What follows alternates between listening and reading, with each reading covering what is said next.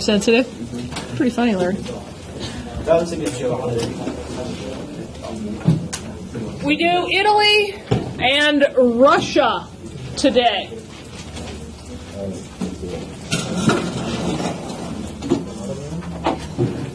In Italy, oh my, again.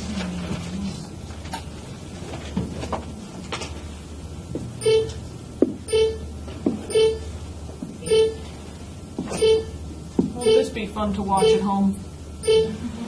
Perhaps I'll remember to edit it out. There's no need. No, because I usually don't have time because I turn around and do this again.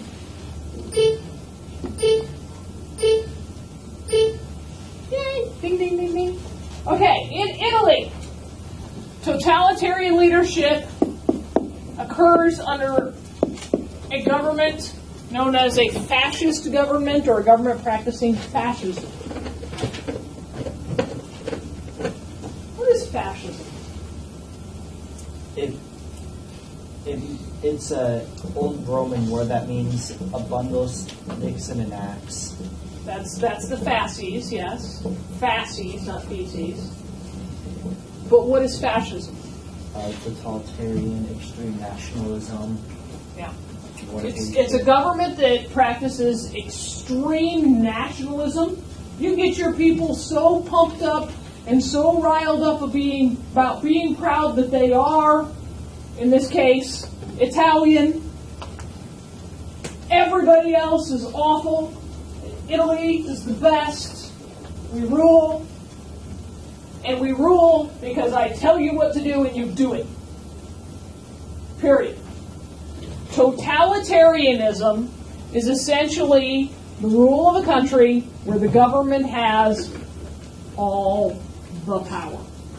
All the power. And totalitarianism isn't often achieved overnight. It's usually a pretty gradual process. It is not often that you would get an entire population of a country to instantaneously, spontaneously agree that one person should be in charge. What? Spontaneously deciding what if you were wrong? And then he goes insane and shit. What if he is already insane, not even goes insane? Right? Okay. So fascism covered. In Italy, the fascist leader will be a man by the name of Benito Mussolini. In fact, his granddaughter is still in the government. She is. She's an elected member of parliament. Mussolini has a nickname he likes to be called. They call him Il Duce. Il Duce.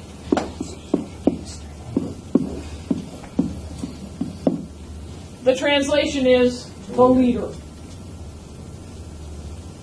Not sophisticated. Il Duce.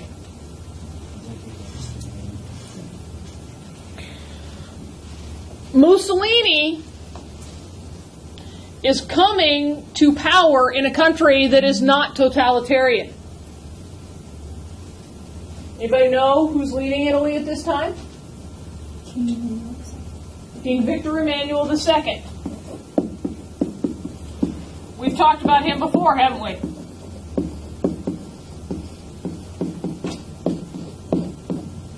Haven't we? Yeah. I thought the book said In 1870? Emmanuel III.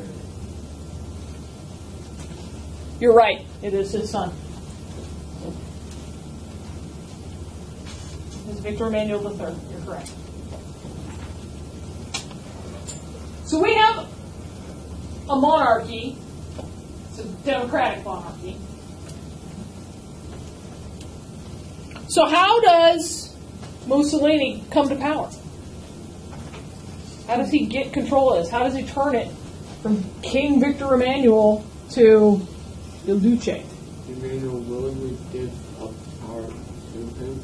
Why? What makes Emmanuel willingly give up the power? The threat of civil war. The threat of civil war. All right. Mussolini starts with a small, loyal group of followers. Okay? And so that they could identify one another, they adopted common dress. And they become known by their dress. They are known as the black shirts. Wherever Mussolini's followers go, they're wearing black shirts. He organizes them for a big event that is known as the March on Rome. What reason does he give for needing this march? How does he talk them into this?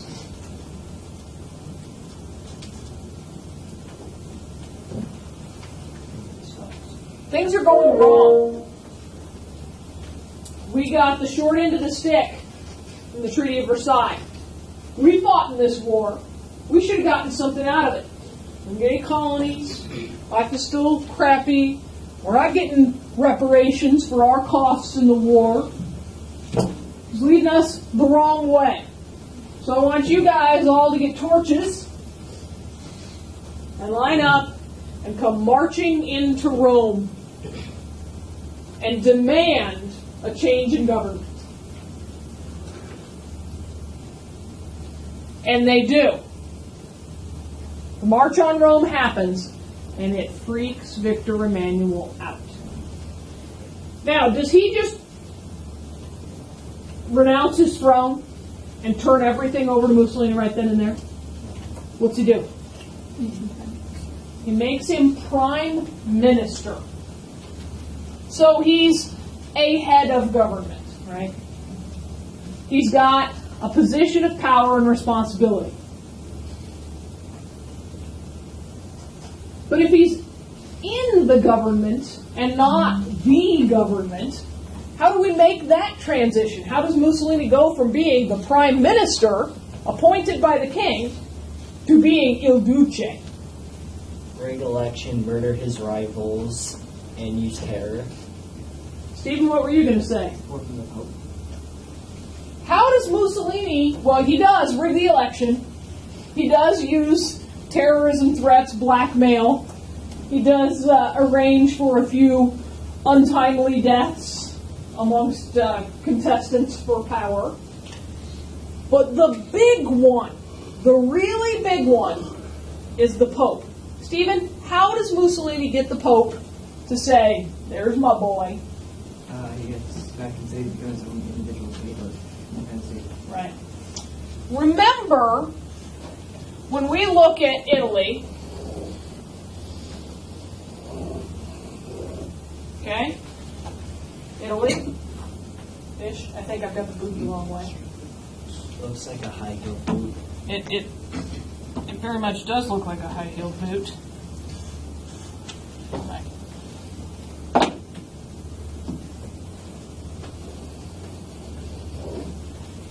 Okay. In the middle of this,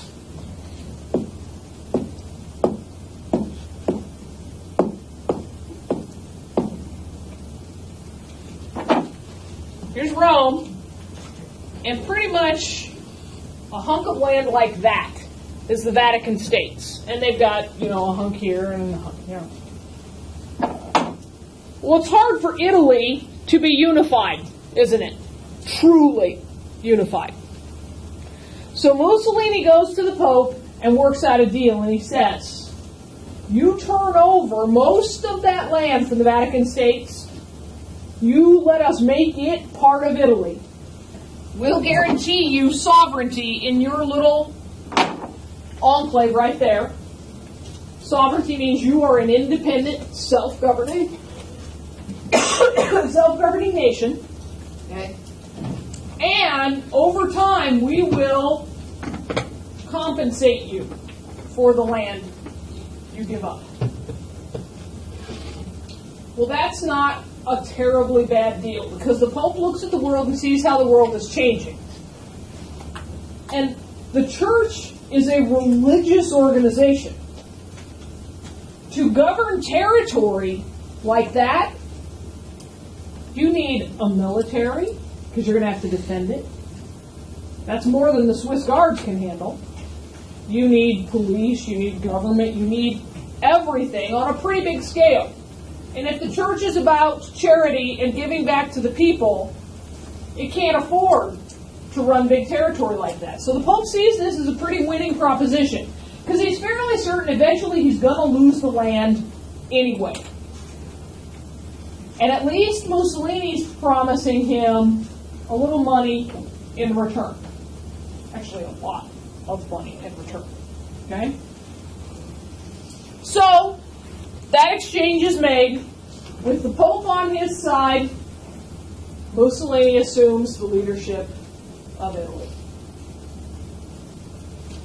His speeches, his adoption of the uniform for his followers, the March on Rome, his dealings behind the scenes in terms of blackmail, murder, intrigue, are all examples for another future fascist leader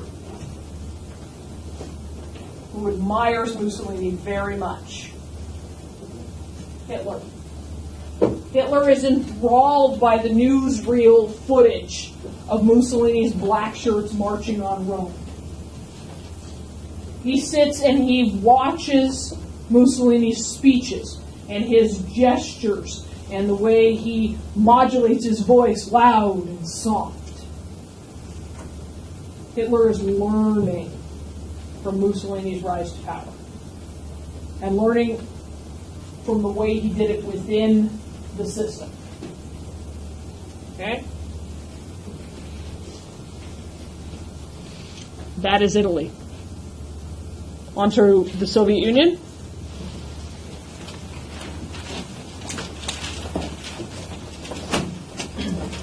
In the Soviet Union, who is our leader? Stalin.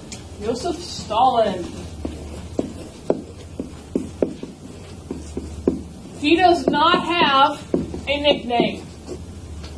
He's the only totalitarian leader that we're going to study in this chapter who doesn't.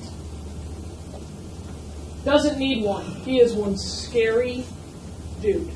It's called the Man of Steel. Not Superman. He's the Man of Steel. He is inflexible. He is iron-willed. He will get his way. He is a very formidable adversary. And he absolutely ensures that he retains power in Russia by eliminating his enemies before they can become his rivals, before they can get any power to challenge him. And he does this very systematically. He does it through a process called the Great Purge.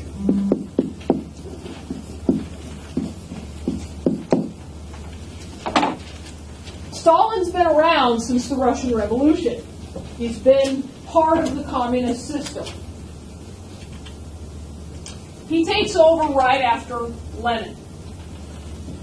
Do you suppose that Stalin was the only one competing to take over after Lenin died? Not at all. Not at all. Remember how Lenin had made sure he kept power by getting rid of Trotsky and others? Stalin learned from that example. And as Lenin is in decline, Stalin is very busy discrediting his rivals, making them look bad to Lenin, because Lenin's going to have a lot of say in who takes power after him. So Stalin's running around, spreading rumors, making people look bad. In instances where someone was so squeaky clean that he couldn't make anything stick, sometimes it was just easier to set them up and get them sent out to Siberia, thrown in a gulag. A gulag is it's kind of the Soviet equivalent of a concentration camp. Not a death camp, a concentration camp. It's a work camp. You just go and you're worked to death over time. Miserable. Okay? So Stalin is a master of eliminating his enemies. And he doesn't just look at the ones, if Stalin is on this level, he doesn't just look at the guys right here. He's looking years ahead at the middle level guy down here who's showing some promise and eliminating them so they don't rise to power and gain allies along the way. He wants the only loyalty in the Soviet Union to be to him and the Communist Party. Stalin is not foolproof. He makes some errors, and some significant ones, in conducting his Great Purge. Russia has a huge history of anti-Semitism. Right? We've talked about the pogroms in the past. Well, Stalin is no different. He's going to target Jews here. And we know that clear through this time in history, the large majority of physicians tend to be Jewish. Accountants, bankers, lawyers also tend to be Jewish. It is part of the Jewish tradition that you educate your children. They know how to read, write, do arithmetic. Not everybody did that. And so it makes sense that those who have been taught go into those professions where knowledge is a significant part of success. So Stalin targets the Jews and takes a large portion of the professionals of the Soviet Union out. He also is worried about non-commissioned officers in the military. What's a non-commissioned officer? An officer who... Nope, not an officer. They're the sergeants. They're the guys who are in the field, out there in the field with the troops. You guys go over here, you guys go over there. Okay. They're the ones who handle the logistics. They're the people who really keep an army running. In the Navy, it's the petty officers. Okay? It's not the new enlisted, and it's not the officers, because they're the ones sitting with their feet on the desk smoking a pipe. Stalin is worried about those non-commissioned officers who stayed in the army after World War I. Why?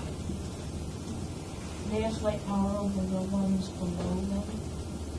Well, yeah, but even if he eliminates the ones who are there, aren't there going to be new non-commissioned officers who have power over the other ones? It's significant that it be the guys who've been in since World War I.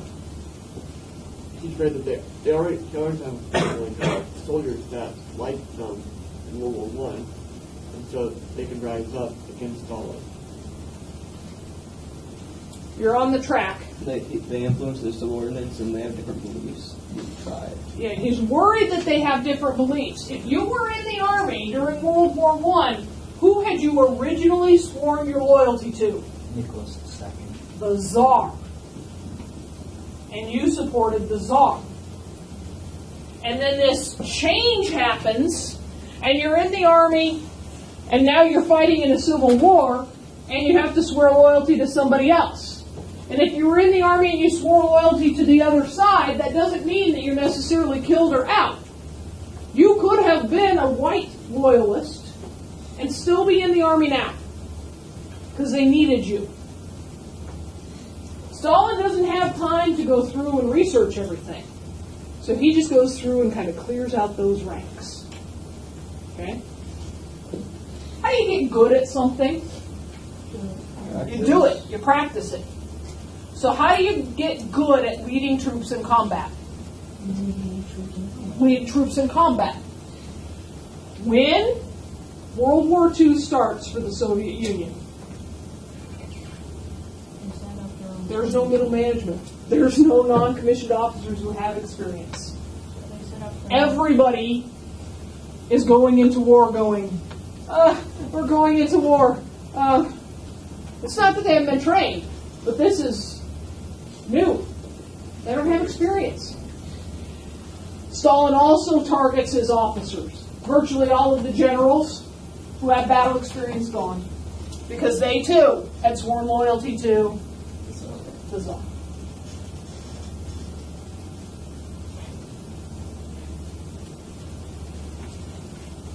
Ultimately, this is going to come back to get Stalin. He's a very scary dude on a personal level. And in the morning, you did not go wake Stalin. He would ring for his tea in the morning. So, at the end of his life, okay, this is post-World War II, but we're not going to get to it, so I'm telling you this story now to show you how the Great Purge really, literally bit Stalin in the hiney. Okay? He's up with his advisors at the Politburo, the kind of advisory council. By the way, Stalin is the ruthless kind of guy his own son killed. Remember, Ivan the Terrible, in a fit of rage, bashed his son.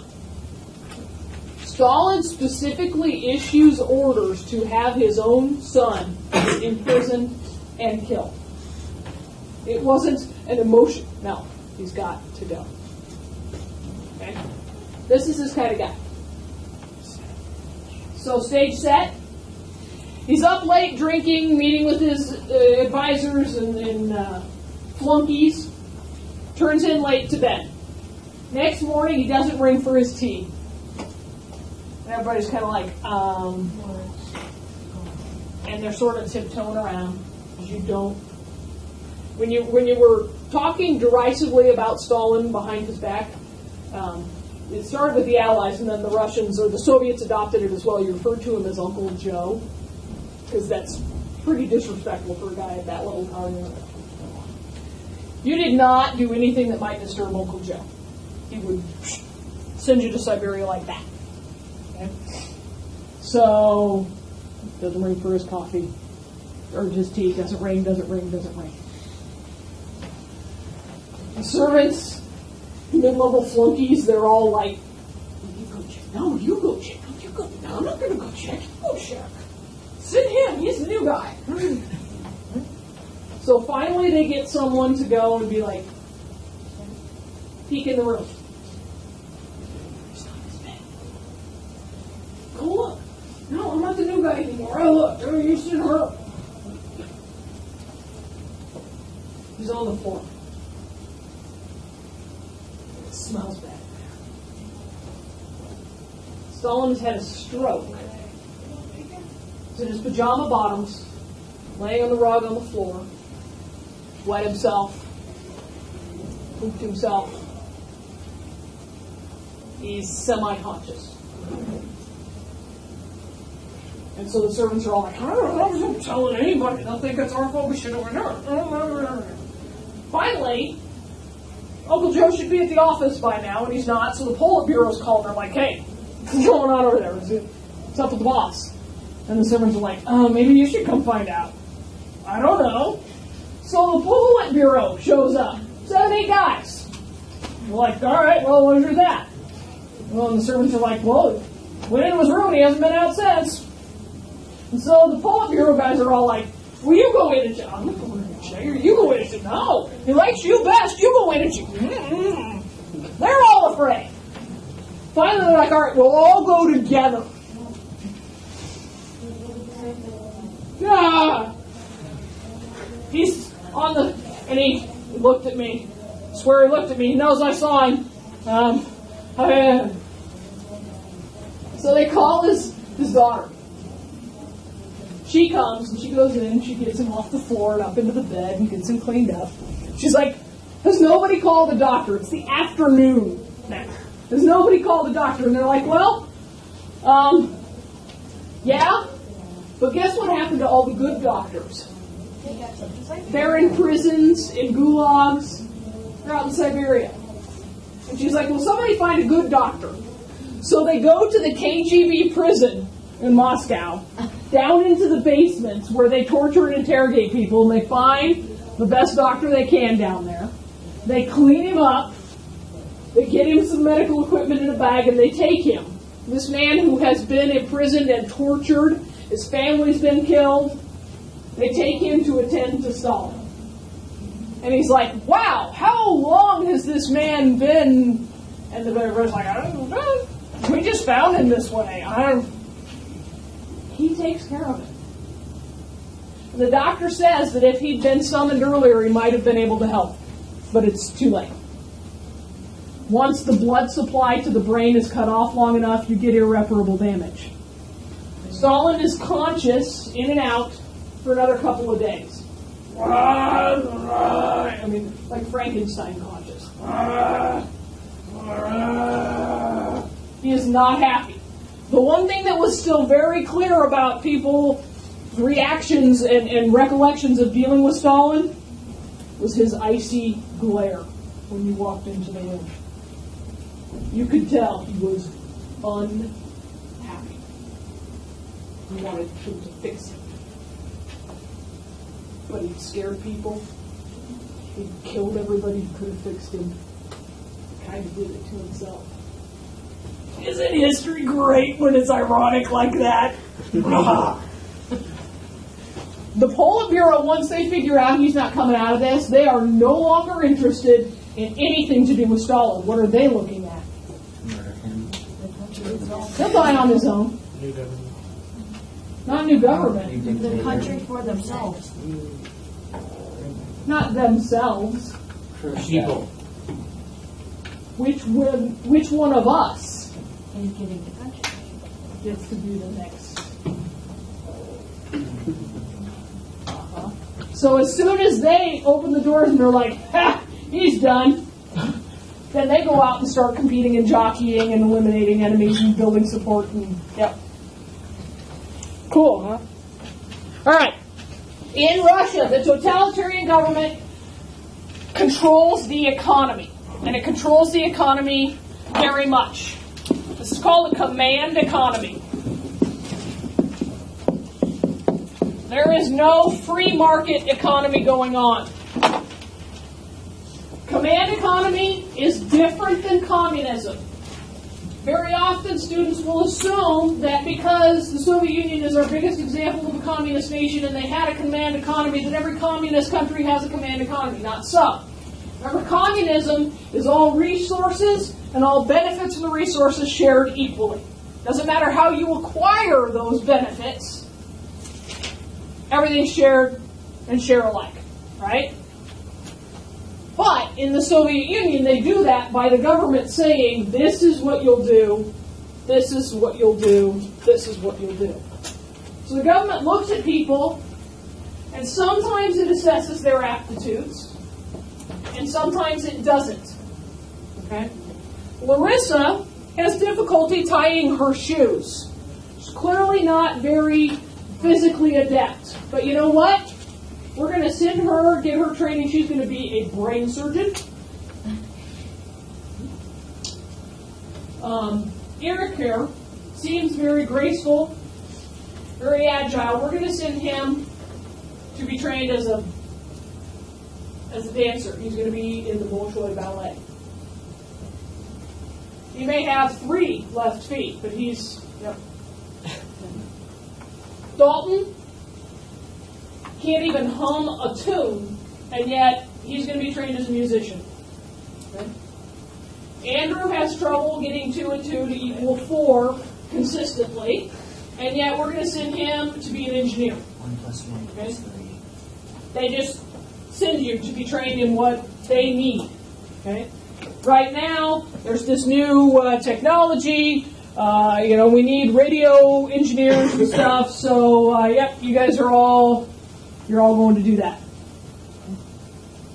Matters not what you want to do, what you're interested in. Here's where you go. Here's your assigned housing. So sorry that your husband is going somewhere else. But it's still a pretty good system for women because women got education and training and had jobs. Okay. Now, how do we know what we should be doing within this command economy? Well, because the government sets out a 5-year plan. It says, in year 1, we want production to be at this level. In year 2, we want production to be at this level. Year 3, at this level, right? And they're supposed to adjust that 5-year plan every year. But that doesn't always happen. Sometimes they'll set that 5-year plan, and 4 years later they go back to it. Fantastic example of this, real-world example from the Soviet Union. There's a factory, makes brushes. They say, okay, your quota, your minimum output for toothbrushes this year is X number. Okay. And so the factory produces that number of toothbrushes that year, and the next year, and the next year. And they're meeting their monthly quota. And yet Russians, their teeth are falling out of their faces. The factory is producing about 4 toothbrushes a year per person. They are way producing enough toothbrushes. But the branch of the government, the directory that told the brush factory to produce toothbrushes, did not communicate with the branch at the chemical factory that should have been told to produce That much. toothpaste. So brushes are kind of useless.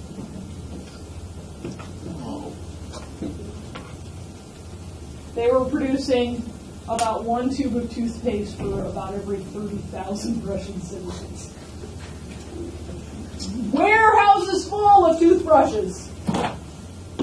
The other thing the command economy had trouble with is internal distribution.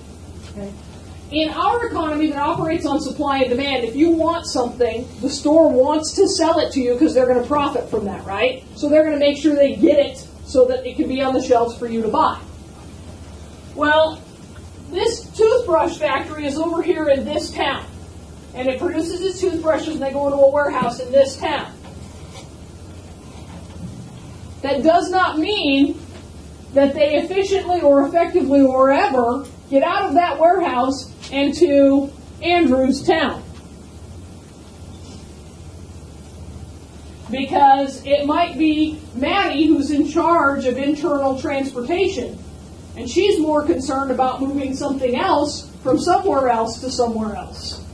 And moving the toothbrushes isn't a concern. And while they're piling up in the warehouse, the factory manager is still producing X number of toothbrushes every month, month after month, because he's meeting his quota. Because if you don't meet your quota, to the gulag.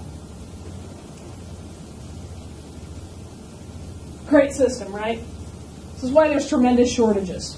Tremendous shortages.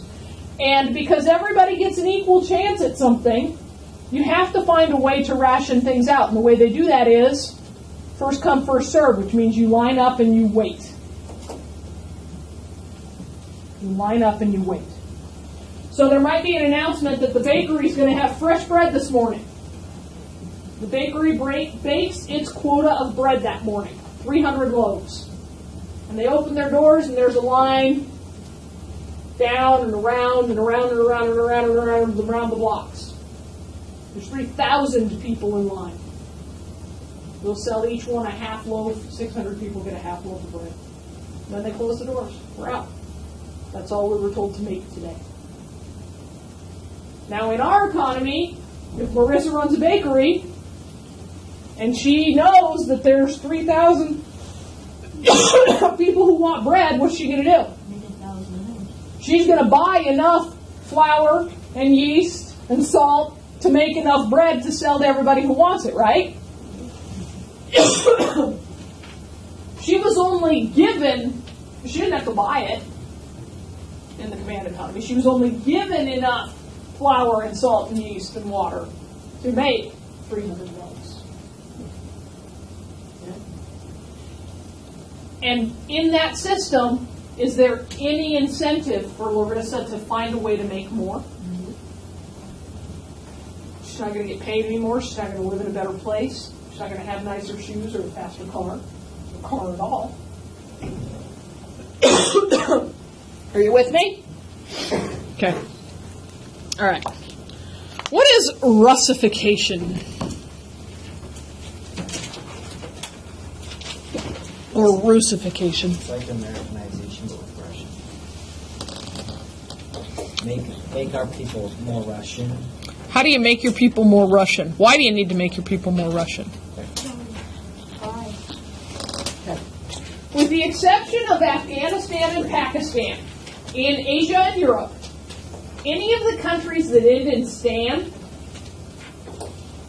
were part of the Soviet Union, except for Afghanistan and Pakistan. Okay? Armenia, Georgia, Ukraine, Belarus, Estonia, Latvia, Lithuania, all part of the Soviet Union. Russification is about making those people more like us, we who love Mother Russia. It's about forcing them to learn the Cyrillic alphabet, to read and write and speak Russian. It's about outlawing their local dress, their local language, whatever religion they practice. By the way, atheism is the official religion of the Soviet Union. Russian Orthodox Church still exists. It's not outlawed, but it's certainly not encouraged. Lenin understood, and he said, religion is the opiate of the masses. What's an opiate do for you? Huh? It numbs you. It makes you feel okay. It makes you forget the troubles, right? If you have surgery, they're going to put you on an opiate. It just diminishes that pain. So what is Lenin saying when he says religion is the opiate of the masses? Religion makes the masses happier. Yeah. Remember what we talked about when we were talking about medieval Europe? Why did people go to church? Because life here sucks. And you go to hear that weekly promise that life there will be better. That's the opiate. Go ahead, keep suffering now, because there's promise of something better later. Lenin got that. Yes? My grandma was from Latvia, and her dad was a Lutheran minister, and he was on the list to die from the Russians, so they had to leave. She was really little at this point. They had to escape, and they actually went to Germany. We were in Germany during World War II, and then they came here. Yep. This is real stuff. 5 years ago when we took students, we were supposed to have gone to Egypt, and then Arab Spring began. So we went to Central Europe instead, and our tour guide was from Romania. And his mother, when he was 7, his mother was just snatched up from breakfast one day and taken away. She had said the wrong thing at work in the factory to a coworker, and that coworker got extra rations for a year for turning her in. And it was just a wise guy kind of remark about the manager or supervisor or something. You know, the kind of thing you guys say and tweet and post all the time, right?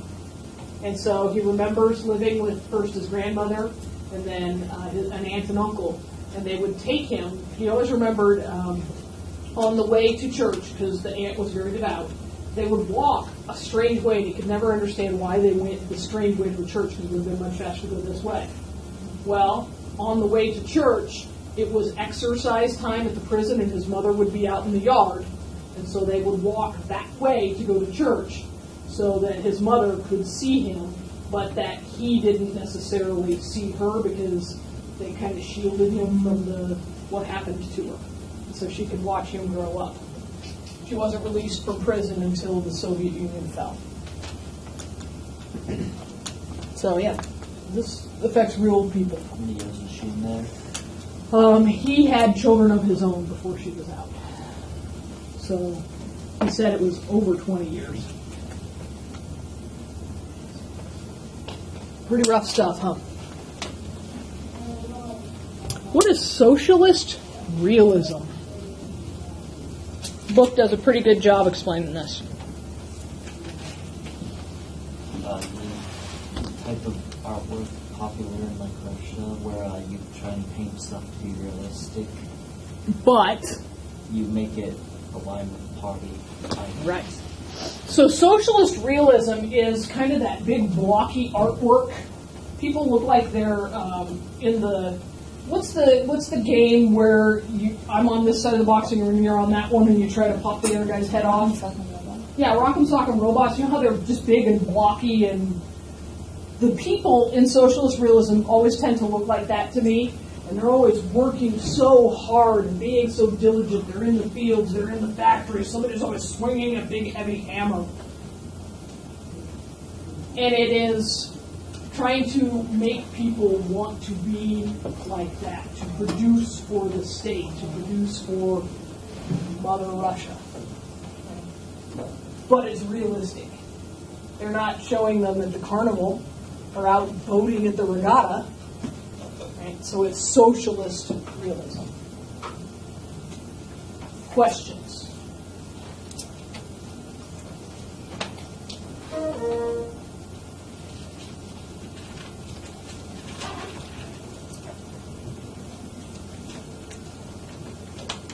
Okay.